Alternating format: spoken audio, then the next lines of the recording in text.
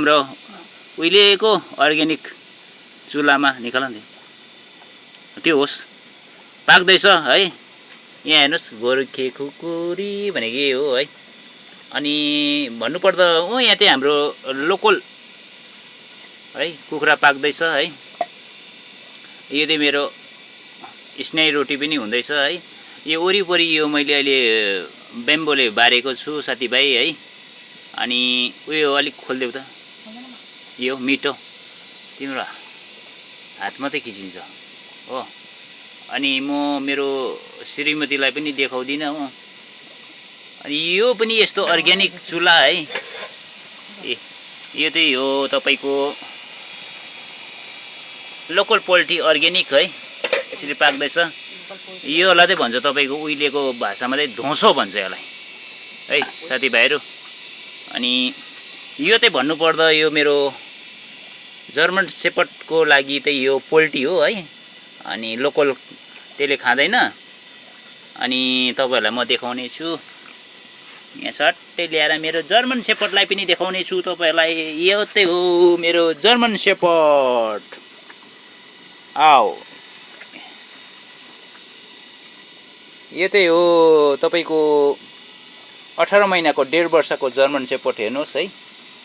यो फेरि मम्मी हो नि फेरि हात ल्याउ हो तपाईलाई। यसको लागि चाहिँ पोल्ट्री हो। अनि यो चाहिँ पुरानो हिसाबमा भने गाग्रो भनिन्छ यसलाई है।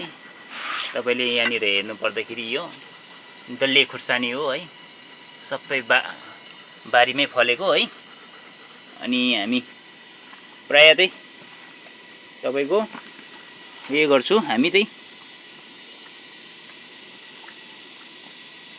दाउरामै जलाएर खाने गर्छु साथीभाइहरू है। यो अब यसमा चाहिँ तपाईको बेलीको लागि छ है जर्मन सेपर्डको लागि। अनि यो चाहिँ मेरो फेभरेट हो साथीहरु। हेर्नुस् है स्नेही रोटी भन्छ है। पुरानो भाषामा नि गिले रोटी पनि भनिन्छ। अनि लोकल पाकिँदैछ।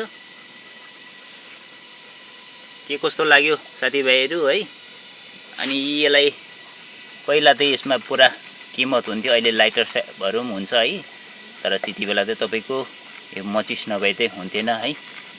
अनि पुरानो यादगारलाई चाहिँ चलाउनु नि देख्दैन आगोमा पुरानो यादगारलाई चाहिँ तपाईहरुलाई म स्मरण गराइदिएको है। लोकल है साथीहरु लोकल। यस्तो छ साथीभाइहरू है। के कस्तो लाग्छ यसो लाइक कमेन्ट गरिदिनुहोस् सपोर्ट गरिदिनुहोस् है। यो चाहिँ युट्युब च्यानलमा आएको है साथीहरु।